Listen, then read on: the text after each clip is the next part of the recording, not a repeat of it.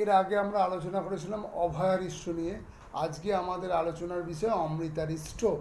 অমৃতারিষ্টর উল্লেখ পাওয়া যায় ভৈষজ রত্নাবলী এবং জ্বর রোগাধিকার অধ্যায়ে। এর যে রস মানে অমৃতারিষ্টকে যদি আমাদের জিভে দেয়া যায় তাহলে যে টেস্টটা অনুভূত হয় সেটা হচ্ছে কটু এবং উষ্ণ। তাই অমৃতারিষ্টর রস হচ্ছে কটু এবং উষ্ণ। এর বীর্য উষ্ণ।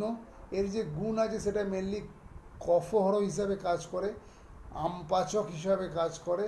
এছাড়া কফানুবন্ধ বাত এবং তার সঙ্গে যদি আম দোষ থাকে সেই ক্ষেত্রে অমৃতারিষ্ট উল্লেখযোগ্যভাবে ফলপ্রসূ হয়।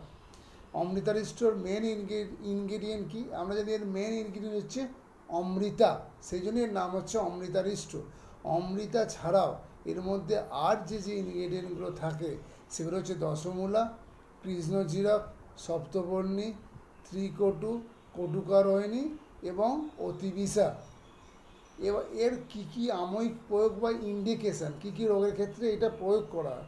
এটা হচ্ছে যে কোনো রোগ, জ্বরের ক্ষেত্রে সেটা ভাইরাল ফিভার হতে পারে বা ইন্টারমিটেন্ট ফিভার যেমন ম্যালেরিয়া, টাইফয়েড, এই সমস্ত জ্বরের ক্ষেত্রেই কিন্তু এটা খুব ভালো কাজ দেয়। এছাড়া রিউমাটোলজি কিছু কিছু ক্ষেত্রে কাজ দেয়, যেমন রিউমাটয়েড আর্থারাইটিস, সিস্টেমিক লিউপাস এরিথ্রোমেটাস এর এবং রিঅ্যাক্টিভ আর্থারাইটিস, এগুলোর ফার্স্ট ফেজে কিন্তু অমৃতারিষ্ট এফেক্টিভলি কাজ করে।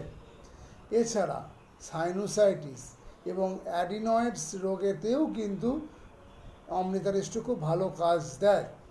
এবং রেসপিরেটরি বা লাংস ডিজিজের ক্ষেত্রে যদি আপার রেসপিরেটরি ট্র্যাক ইনফেকশন হয় বা নিউমোনিয়ার ক্ষেত্রেও কিন্তু অমৃতারিষ্ট উল্লেখযোগ্যভাবে অবদান রাখে।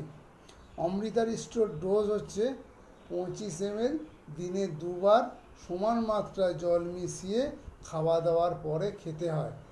কেরালাতে যে কোনো জ্বরের ক্ষেত্রে অমৃতারিষ্টর সঙ্গে বিল্লাদি গুড়িকা ইউজ করা হয়, যদিও এর কিন্তু কোনো ক্লাসিক্যাল কোনো রেফারেন্স কোনো জায়গায় দেয়া নেই, কিন্তু এটা কেরালায় প্রচুর পরিমাণে চলে। অমৃতারিষ্ট এবং বিল্লাদি গুলিকা জ্বরের ক্ষেত্রে ইউজ করা হয়। আমাদের এই চ্যানেলটাতে আয়ুর্বেদের বিভিন্ন ওষুধ, রোগ সম্বন্ধে ডিসকাস করা হয়। আপনাদের যদি আমার এই ভিডিওটা ভালো লাগে তাহলে আপনাদের বলবো ভিডিওটাকে লাইক এবং শেয়ার করতে। নমস্কার।